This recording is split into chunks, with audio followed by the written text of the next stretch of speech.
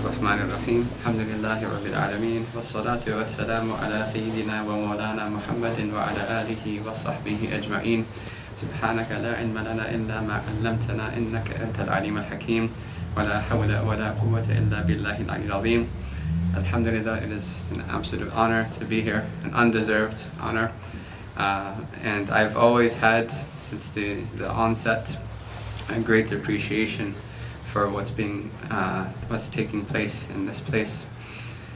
From the little that I see on Facebook, I'm one of your followers, and the pictures, the beautiful pictures, and just the things that we've been talking about in the curriculum. I think the best model for raising children, and I mean raising in the bigger sense than just seeing them into adulthood. The word raising in Arabic, there's a few words. There's nasha'a or ansha'a, to cause someone to grow up, and then there's tarbiyah. And tarbiyah is the word where you are taking someone from each individual stage that they are to the next stage, and then to the next stage. So you're really nurturing them as they grow. You're slowly watering the foundations. You're watering the plant so that it grows into great fruits. And Imam al-Ghazali is at the forefront of that science. And alhamdulillah, we were blessed. May Allah relieve his difficulties and return him to his family. We were blessed to study the science of raising children and what they call riyadatu sibyan. It's literally training children, if you translate it literally, but it kind of sounds weird in English. With Habib Tahir al-A'tas. And Habib Tahir al-A'tas, he's a very special person because he combined the Islamic sciences, right, as well as he has a PhD from the University of Aden in North Yemen. I believe it's Sana'a, actually, please forgive me for misquoting. But he did a dawra for us. He did you could say like a seminar for us about raising children, and a lot of it was based on the ihya, the principles there, but also those principles framed in a modern context with modern understandings. It was really helpful to kind of frame these things, especially for a convert. And we were raised by our parents who pretty much did what their parents did, who did what their parents did, and it wasn't necessarily bad, but it's really important to go into these types of things with knowledge, right? And these people, their knowledge is deeper than just experiential knowledge, right? Their knowledge is knowledge based in knowledge of the soul, knowledge of the nafs, knowledge of the spirituality, knowledge of the deen. So a person came to Imam al-Ghazali and he said to him, "How do I raise my child?" Right? And Imam Ghazali said, "Raise yourself. Right? Rabbi nafsak, right? Raise yourself." And he finished off by saying that the crooked staff will never have a straight shadow. The crooked staff will never have a straight shadow. So in reality, right, raising children is almost like having a spiritual routine of working on yourself, right? And it's once you have them, you can't really turn it down. It's involuntary to some extent, but it's really beautiful insofar as it allows ourselves to see, right, what we can improve and what we need to become in order to help them become who they should become. And one of the immense blessings of the Islamic tradition is this science. Is exactly at what stages to do what, and what is the purpose of parenthood, essentially. And a lot of it goes back to the makeup of the human being, that the human being is essentially made up of the intellect, the nafs, which is translated as the ego, but it also includes those animalistic desires for indulgence, and the soul. To make it so, the intellect, the aql, in Arabic aqala, comes from the word iqal, which is to restrain. So the intellect's job is to give each what their due is, that the nafs, the ego, the desires, the physical human bodily desires, to give it what it needs, because those desires are necessary for the continuance of that human being individually and for the species. So they are not meant to be abandoned, but the soul is the priority. The soul is the priority. So the aql is the in Arabic they would say the iqal is the hobble for the camel. So you can let the camel roam as long as you put the hobble, because it won't go that far. It might go a mile, it might go 2 miles max, but you can go get it very easily in the desert. You can see miles away. But if you left it without the iqal, it might go 20 miles, right, and before you even realize it. And that's the idea of the nafs. But as adults, we have an aql that is complete. Children, on the other hand, only have nafs and ruh. They only have nafs and spirit and soul. So they have these desires and these instinctual passions and desires, both for like food and drink and sleep and play and all these things, as well as attention and love and status in the eyes of their parents. So they have these natural built-in nafs, and they also have the soul. So this is why they would say that the child is nisful wali. The child is half of a saint. The child is half of a saint, right? Because their soul is pure, their heart is completely pure, and the only thing stopping them from attaining the other half is that they don't have the intellect yet, right? To be able to fetter that nafs side. So in reality, the parent is the aql for the child. The parent is the restraint for that child, and whatever the parent does is going to affect how that child is when they become adults. So if they are accustomed to comforts, they're going to have a hard time leaving comforts when they're adults. If they're accustomed to doing acts of worship, then it'll be easier for them to do acts of worship later. If they grow up learning how to be arrogant, then they will have trouble fighting arrogance later. So pros and cons both apply to that scenario. So when we talk about any of the acts of worship, essentially our goal is to accustom the child to these things. And because the child is pretty much nafs and soul, their main faculty by which they learn is habit, whatever they're habituated to. And on top of that, they learn by observation. And they're soaking in things. I was just studying something the other day that there's over 4,000 phonemes, like sounds of syllables throughout all the different languages. And the children have the ability to access all of them, but they only access the ones that they hear from their parents. Right? So if their parents spoke 8 languages in the house, they would be able to pronounce all 8 of those languages with perfect tajweed, with perfect pronunciation. Right? Especially the tonal languages like Mandarin and right. So they have this built-in ability to achieve greatness, but they're only going to achieve what they're accustomed to and what they are observant of, what they see. So in order to plan ahead for this month of Ramadan for our children, right, especially since Ramadan is the month of restraint, right, it is the month of that iqal, of putting that iqal on our nafs, putting that iqal on our time, putting that restraint in our life. Also, it is a month in which we learn delayed gratification. Delayed gratification, as in a secular sense, they mention, is the single most accurate predictor of success in a worldly sense. But you could also say in a spiritual sense, because in reality, our whole deen is based on delayed gratification. Right? We're living for what's after death. Right, we're sacrificing certain pleasures here, like that extra sleep in the morning, that food during Ramadan, and that desire to say something bad about someone who said something bad about us. Right? All of these are desires, but we're sacrificing for a long-term benefit. It's delayed gratification. So you could extend that by saying that it's the single greatest predictor of success in this world and in the next. That if they could delay what they really want now for something what they're going to need in the future, then if they can be accustomed to that, then they're set up for success. And Ramadan is really that, right? That is where we get to, it's the madrasa for that, for learning that quality and prioritizing Allah over our own desires, our own body.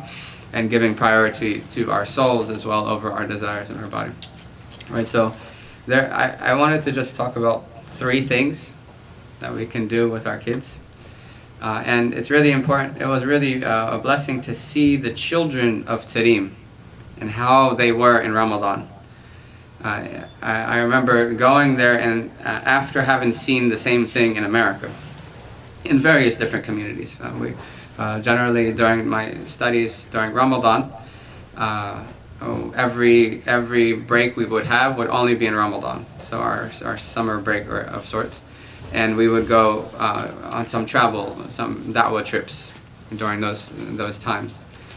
So we're able to see various communities during Ramadan, and it's a complete vast difference between the children of Ramadan in America and the children of Ramadan in Yemen. And I think if really just thinking about that, I think these 3 principles, I mean, you could reflect on it for years and years and still not really uncover the reality of what's going on with these children in many aspects, not just fasting.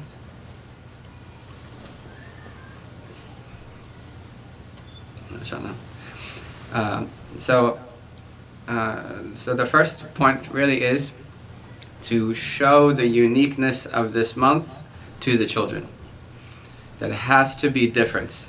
Something has to change in the house. The environments, the feeling, the energy of the house has to be different in the month of Ramadan. And in a secular sense, growing up as a Christian, right, really you felt that for Christmas. Right? You felt that for Thanksgiving. You felt that for these holidays that really don't have a deep significance. But you can see that everything is different. Right? Even driving down the street, it's a vibe that you can feel. So if we can create that, and in traditional societies they have that. It's one of the most beautiful things I've ever heard. That's when the moon would be sighted in Ramadan, all of the loudspeakers, 360 masjids, would be saying, Ashhadu an la ilaha illallah, nastaghfirullah, nas'aluka al-jannata wa na'udhu bika minan nar, and just repeating it over and over again after every adhan, after every prayer, it was an explosion in the city. Really, it was amazing. And you almost forgot about your fatigue or your tiredness because of that. So there has to be a tangible difference in the house, that the children know that there's something up here, something's going on, and something is special. And we can also apply this to Rabi' al-Awwal, right? And we can apply this to the Eids, we can apply this to the Hijjah, right? In their own different ways, in their own different styles of portraying the meanings of those months and those days. And I think the deepest reason that you could say the goal in doing that is to build reverence. Now, an adult, you can talk them into reverence. And you just list all the virtues. This is what you get if you do this. This is what you get if you do this. And this is some of the ways that the scholars, they mention that if we are feeling lazy or not really in the mood for Ramadan, then we can read these books and we can read the hadith around Ramadan, and it'll invigorate us and bring that reference. But for children, you can't really intellectualize them into wanting to embrace Ramadan. Theirs is more based on observation. If they see reverence, if they see that everyone's excited, everyone's looking forward to this, everyone is anticipating the greatness of this month, it'll automatically occur. They'll just follow suit. Right? And this is how this applies again to everything. I'll share a quick story. A friend of mine, he was in my first year at Darul Ulum. He was a classmate of mine. So he told me how he learned salah. He told me how he learned to pray when he was little. So he said his dad told him, just pray next to me. Right? And he didn't sit him down and teach him, these are our arkan, these are the sunnahs, right? This is what you have to do. He just said, just stand next to me and do what I do. Right? And really that is the best way. But the next part really threw me for a loop, because he said that when my father started to pray, right, he started doing this. And he would play with his hat, and and the whole time I'm doing this, like, okay, he did that, and then he did this, and I'm trying to copy him, right? But he's so confused because he's doing 100 movements per rakat, right? So there's pros and cons to having your children observe you with this magnifying glass and everything you do. It's a very daunting task, but in reality, that's what it is. Right? That's what it is. Children tend to do what they see and say what they hear. You can tell them till you're blue to do something, but if they see other than that, that's what they're going to do. That more so than, as they say, lisan al-hal afsahu min lisan al-maqal. The tongue of one's state is more eloquent than than one's actual tongue. So I wanted to kind of turn this into a dialogue instead of a monologue. It's not I don't really like monologues. I like to listen to them, but I don't like to do them. So I wanted to ask you all if maybe you have ideas and maybe you've tried this before. Do you have any, have you experienced or tried anything to make Ramadan unique and kind of set the mood of the house and bring this kind of electric energy to the month of Ramadan in the home? Whether it's for the children or it's just for ourselves in general. Has anyone tried that? I see you have some decorations here. I don't know if this is for Ramadan only. Yeah. Yeah, I see the moon. Yeah. Anyone? Anyone want to share? Someone there?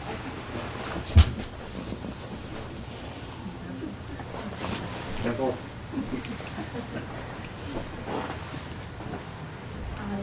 Wa alaikum assalam wa rahmatullahi wa barakatuh.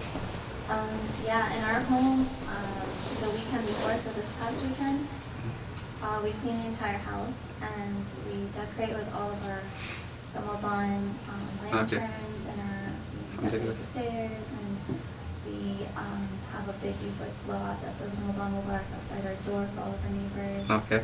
And then we do these small boxes of goodies to pass out to our neighbors that are of other faith and also to the kids. And personally, my kids love it. I mean, King is still a little bit young, but he even partakes in putting up the lanterns and the lights. And that was my next question. How are the reactions to it? Yeah, I have a video I can show you guys later. You should share it. These things are really encouraging. Yeah, they love it and they look forward to it. And then we sit as a family and we talk about our intentions, and we make them on really beautiful canvases, and we check them off and we laminate them. And then we try to have the last hour before iftar, we sit down and we do our family spiritual stuff. Okay. So we have a book that we read from every night, and so the kids look forward to okay, it's almost iftar time, we're gonna sit down and do this story, and then we each have a dhikr that they're supposed to partake in. And so they're all things that they love doing. Yeah, so this is exactly what we wanted, because these are great ideas. These are great ideas, all of that. And you can see if a child is in that type of environment, their relationship with Ramadan is going to be greatly different than someone who is just kind of, where the family just kind of stumbles into Ramadan without any kind of preparation or build-up. And again, especially the idea of intentions. MashaAllah, Jazakallah khair for sharing. Anyone else want to say anything?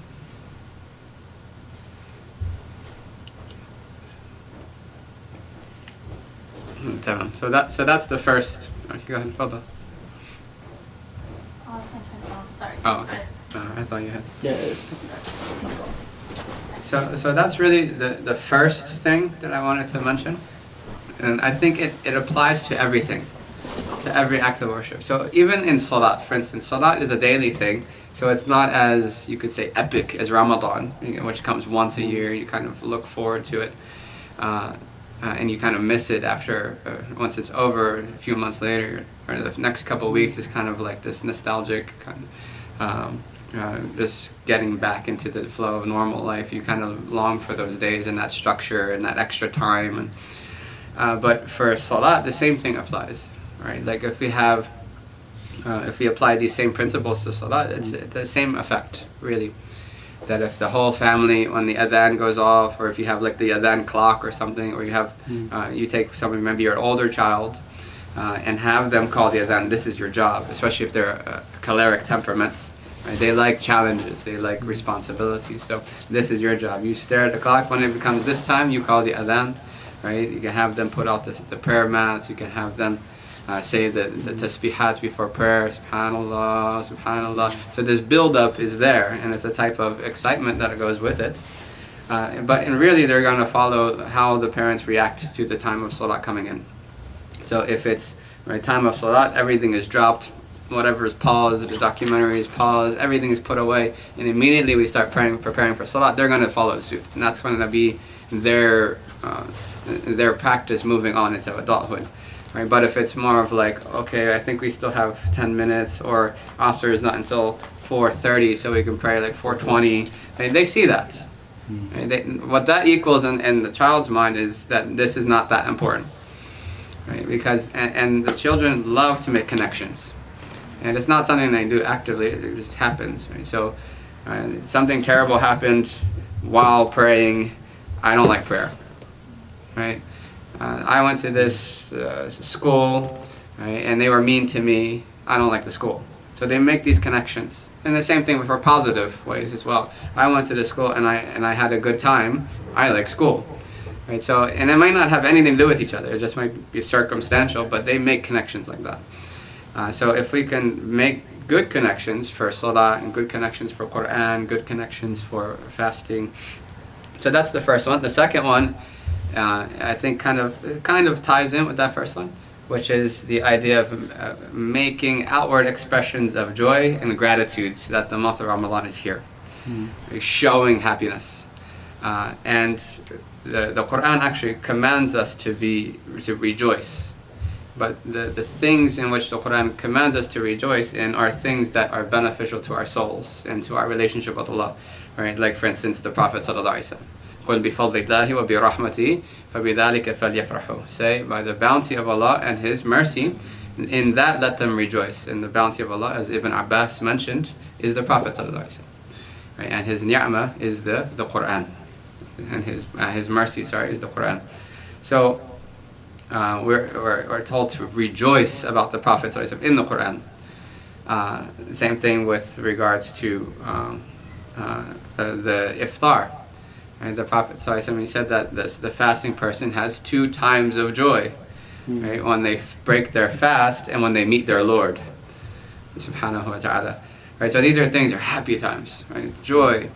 And things like that, like making cookies or making decorations, and these are things that they associate with Ramadan and that are going to leave a great impression in their hearts for a long time. So but generally in Islam, the way of showing gratitude is through worship.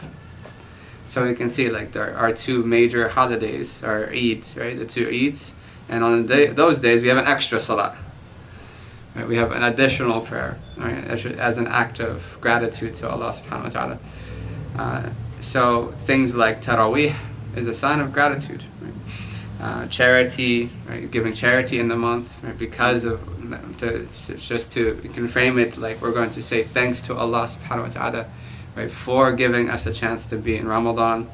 And then making dhikr, obviously saying alhamdulillah, and these different blessings. I'll just mention the third one, but I really want to hear your opinions on that second one and how to practicalize that for children.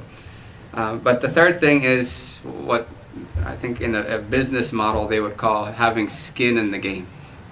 Right? Having a buy-in, having some involvement in what's going on in Ramadan.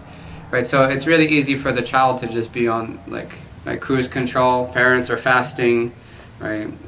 And they, depending on the ages, they might not even be fasting, and you may not even think they're ready for fasting, right? So if they can have some tangible involvement in the month, they're going to take more from the month. They're going to feel part of the family, part of the everyone's fasting, and I'm also doing something too. For the older children, obviously you can get them to start fasting. Even for the younger children, if they can't fast from food and drink for the whole Fajr to Maghrib, then maybe okay from Fajr to Dhuhr. Right? I'm going to fast from Fajr to Dhuhr. But it would be better to make whatever portion it is attached to Maghrib, so they can break their fast with everyone else. So Asr to Maghrib, for instance, or Dhuhr to Maghrib if they're a little older. Or maybe fasting just from food and not water or not drinks. Or maybe fasting from candy. Right? Or whatever it may be, so that they feel that they are a part of it. They might complain a little bit, right? But there's a great benefits that we all get when we feel that we're a part of something. I'm sure like someone who's volunteering with Ihya, right, is much happier at the success of Ihya than someone who's just watching from the outside, right? Because they have skin in the game, and it's the victory of that thing is their victory as well. So I wanted to just mention that first, because I wanted to see how can we, right, the fasting is one thing, but how can we get them to involve themselves in the whole family worship of Ramadan, as well as Taraweeh, reading Quran. How can we get them involved according to their age ranges? Anyone want to jump in there? What are the age ranges, by the way? It's from age 6 to 11, right? To 12. 6 to 12. Yes. Okay. So the 12-year-olds are. There's some people actually. Most of them will be able to fast. I was surprised. Like I asked a couple of people a couple of days ago, and mashallah, some of them 8 and 9 said like we're gonna be fasting, and mashallah, I have high him. Yeah. I mean, really, if this is done from early on, they'll want to fast. Yeah. I mean, I've seen some kids in Yemen, like they would yell at each other, and they're like 6 years old. I'm like, no, you can't eat. Right. In America, I remember there's these two little kids. They went into the bathroom to make wudu, and they were washing their face for a really long time. They cupped this water, and they took they were taking some gulps in between. Right, but it's really interesting how from their own selves, and temperaments are a part of that. I mean, if they feel like it's an adult thing to do, they're gonna want to do it because they want to be big. They want to. And I think that's really one of the wisdoms for having things like the child's saf in the prayer, for having a distinction between adults and children. But I think that part of the wisdom is that, okay, you're not an adult, right? But they long to be an adult because they're kind of prevented from certain things, like a privilege of praying in the front saf or praying. I think really that is one of the key wisdom, and you can see that in traditional societies, like the chairs are for the elders and the kids sit on the ground, right? So there's a distinction, like the turban is only for a certain person of a certain age, or they memorize the Quran.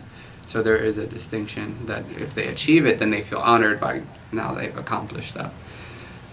Sorry, that was a big tangent, but I want to hear from you all about maybe creative expressions of joy, gratitude, and how can we get them like really involved. So for my youngest, what I'm having him do is like every month before he goes to school is, have a task to do. Like, so for example, like make sure you help someone in school. So my youngest is in public school. Okay. So it's a little bit different. How old is he now? So he's 7. 7.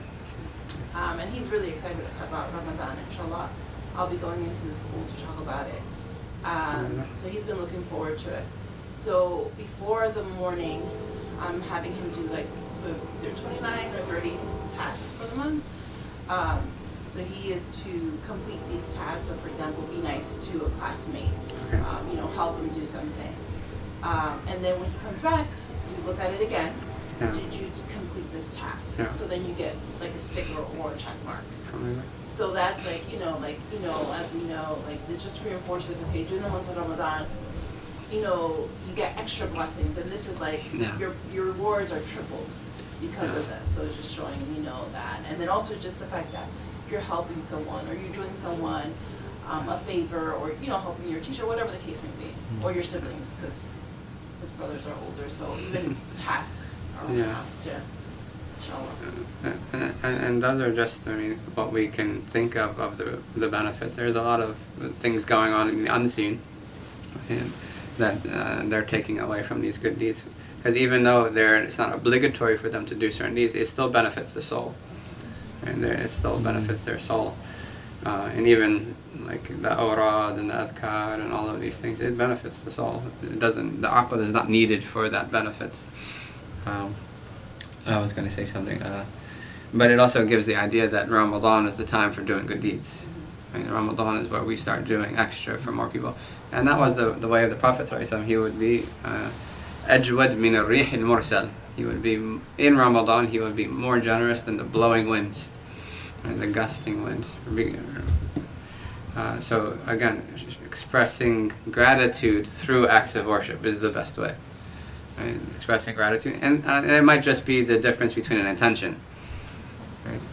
Like, okay, we want to feed people food, so we're going to make food, and we're going to do it for Allah. We're going to do it because Allah is pleased with this, and attaching that intention to it. Anyone else want to mention something? Yeah, guys. I mean, something that helps me personally that maybe could be translated for children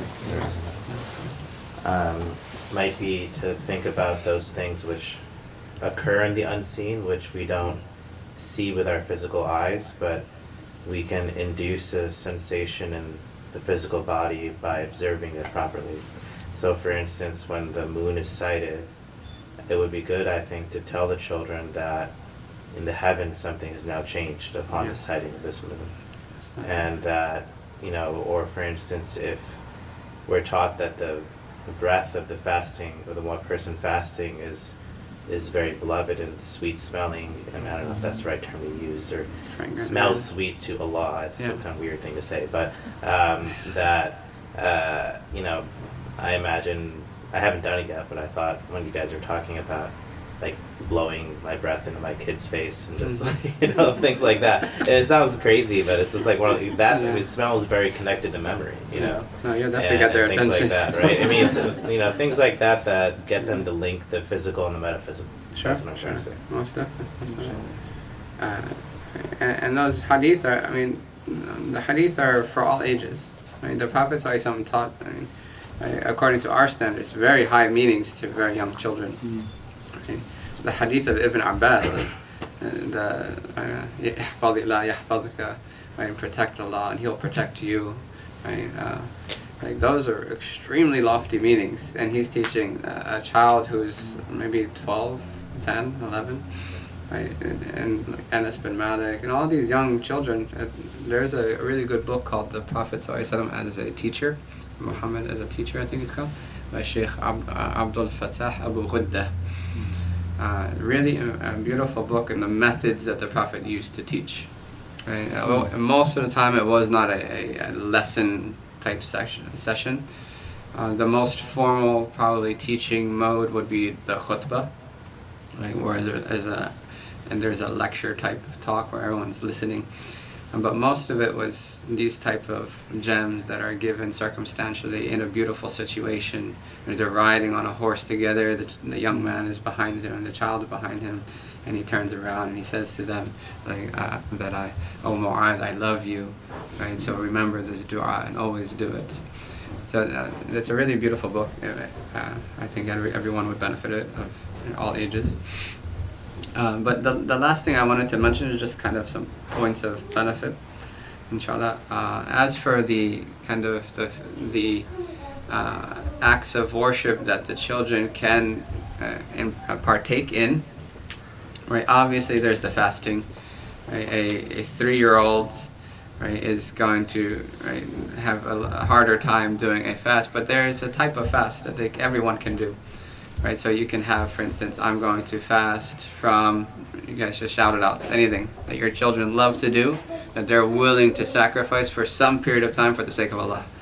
Right, and framing it like that. Whether it be watching cartoons, they like cartoons. Right, something that they love to do. Video games.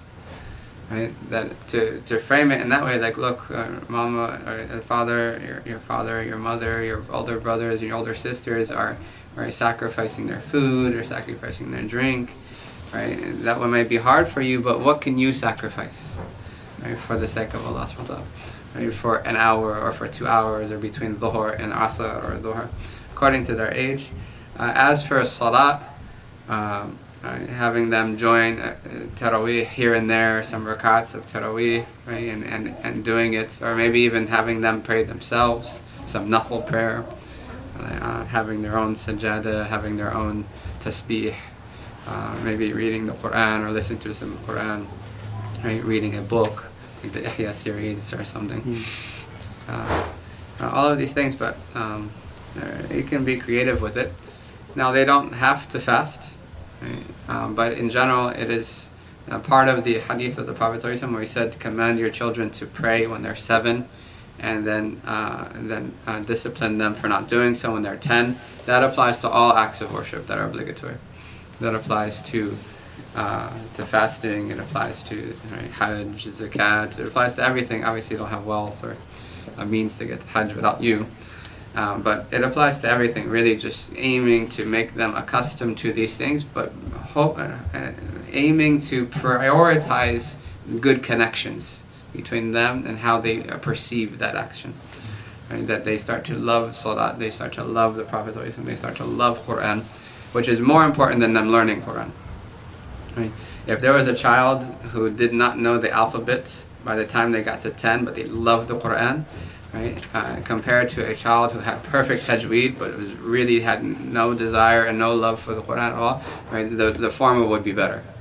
Right? It would be a better accomplishment than the latter.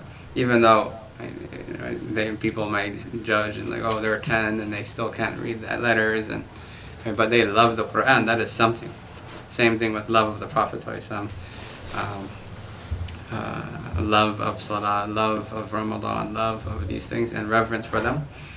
The rest can be achieved later, but these foundations are going to last.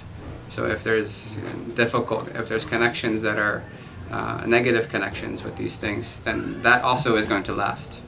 And it's really hard to take that out once someone has gone through that. I've met many of my classmates were forced to do hifz of Quran. And some of them, literally, you could tell them one word and they'll tell you which page. It's really good when you need to make a khutbah. Right, before now they have these websites and stuff, you can just search really easy. But before that, as a student, when you had to prepare for the khutbah, you just call them over, and like, where is this 2 words? And they'll just flip it right to the page. Right, but they hated the Quran. Absolutely hated it. Right, they hated reciting it, they hated listening to it, they did not want to be there, they were forced to be there, they were beat for not being there. Right? So right, that's not really the point. Right? The point is that they love it and they have, right? Inshallah, they come out of that and they still have the hifz, they still have their Quran. Allah bless you all, inshallah. May Allah accept us all in this month despite our faults. Make huge intentions, have high aspirations. Right? Teach your children, like Sister mentioned, right? Teach your children how to make intentions. Make a list of what they want to accomplish. Right? What is their skin in the game? They write it out, put it on the fridge or put it on the wall. Right? Give stickers, give gifts, right? Give them their favorite things at iftar. Right, because they've achieved that 2-hour fast or 4-hour fast or whatever it is, and inshallah, the environment of love and reverence for the Quran will be built, inshallah, and it'll help us as well. It'll help us as well, inshallah. We need it just as much, right, to dig deep and have that longing desire for these blessed things. As the Prophet ﷺ said, that if we really understood what was in Ramadan, we would wish that every day was Ramadan. You know, from my father, I told my father once that I can't wait for Ramadan. He said, "Don't you like eating?" I said, "Why? What do you want?" So it's really easy to fall in that kind of outward understanding. But if we really understood, we would long for it just as much, and inshallah, and that would transfer to the children, inshallah. Please forgive me for going too long, and may Allah bless you all for your ijtihad, your striving for the sake of your children. It is the greatest of the acts of worship, right? And anything that you are sacrificing of your own personal worship in order to take care of them and raise them and fulfill their needs and raise them in the proper way, don't ever think that you're losing anything in the sight of Allah subhanahu wa ta'ala. Rather, it's the opposite. Because acts of worship that benefit other people have so much greater effect, not just in regards to reward, but even spiritually, than acts that only benefit ourselves. And so if you can't do all the Quran that you wanted because your child is very young and they need a lot of time and attention, right? Don't think that you're losing. Don't think that you're losing anything. May Allah give us all tawfiq, inshallah. Wa sallallahu ala sayyidina Muhammadin wa ala alihi wa sallam. Alhamdulillahi rabbil alamin wa afu minkum.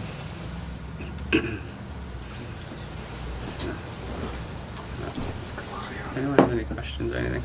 I know that sometimes there's like fiqh questions that come right before Ramadan. A lot of fiqh questions. You want me to do it? So any questions for Ramadan? In general? I have a question here, or discussion.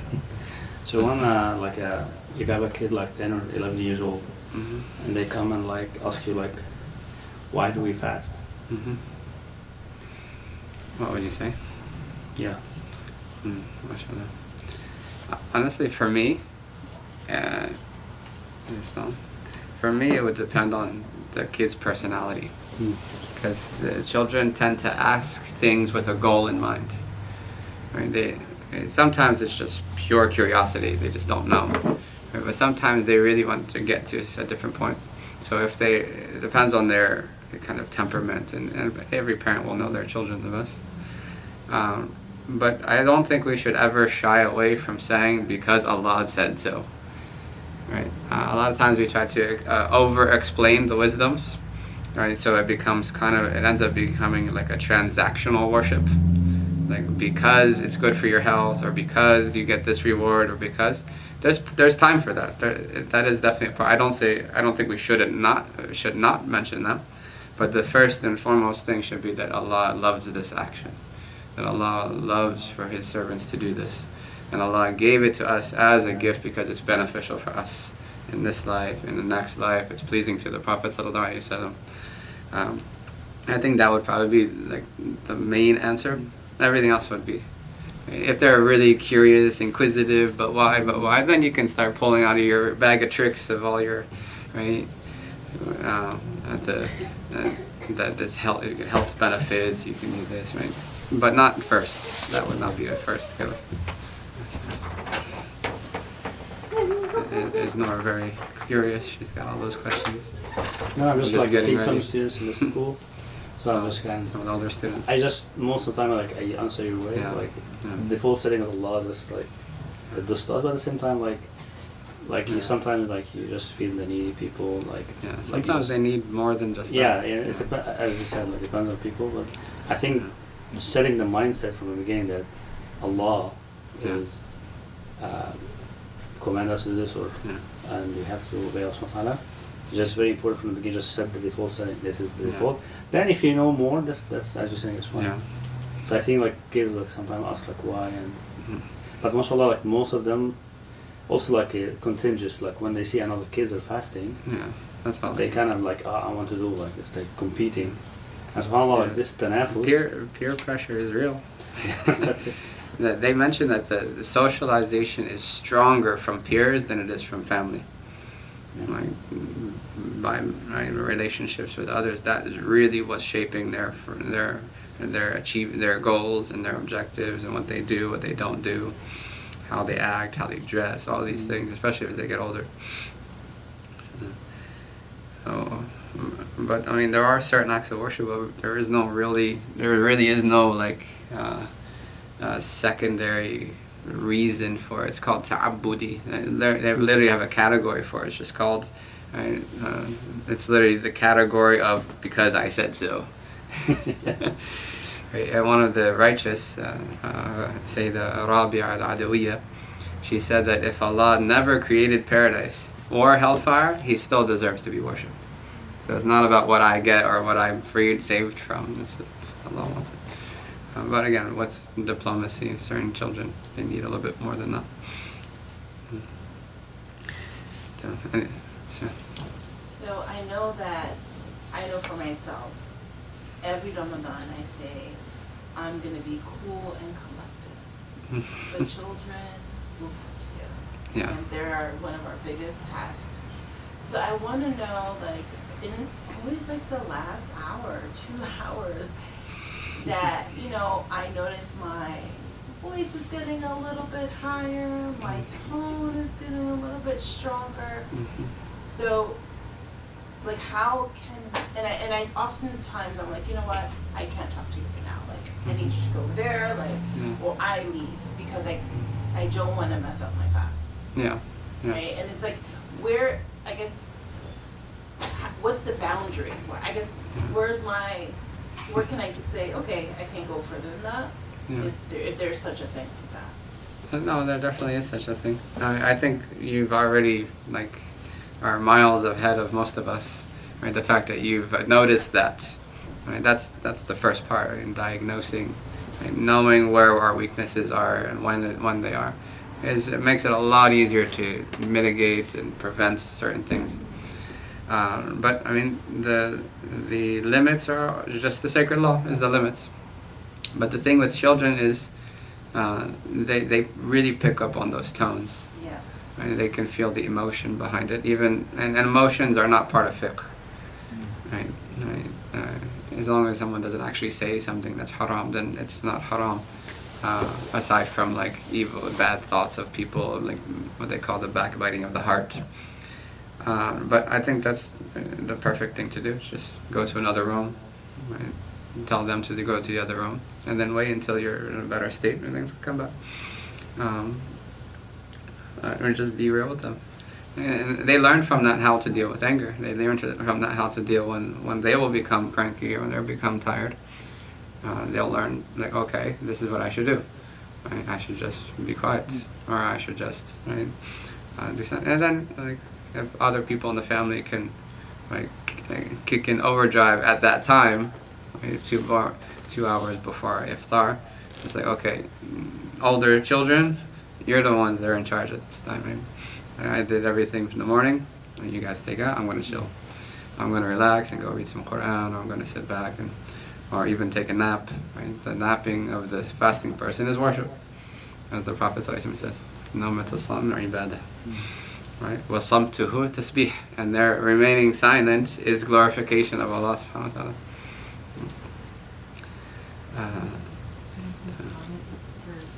I mean, maybe it's also like your schedule. If you want to shift how you do things. Yeah, that's true. Those hours. Planning ahead. I love the oven, so I don't do frying anymore. Where you stand like until the last minute frying something. So I just put whatever's done in the oven. The kids set the table. My kids are older, so that last hour we actually just sit as a family and everyone's doing something or other. It's not about prepping food in the last hour. So if you want to adjust the schedule of what you're doing when, so that last 2 hours is like, maybe you can just play a board game with the kids, or, you know, tons of different quizzes and games you can play, so that they don't feel like you pushed them a while. But if it's fatigue, then take a nap in that last hour. Yeah, I think meal prepping is really a science, like, that should be taught. Because if you're hangry, as they call it, right? And you have to cook. Oh man, some people love cooking, but some people, it's their jihad. It's really easy to just order something or this or that. So, Allah bless you all. Jazakallah khair. Please keep us all in your du'as, inshallah. Everyone make du'a for everyone else during Ramadan. Inshallah, Allah make it the most blessed Ramadan that we've had. And then Allah give us long lives to see many, many, many, many more Ramadans.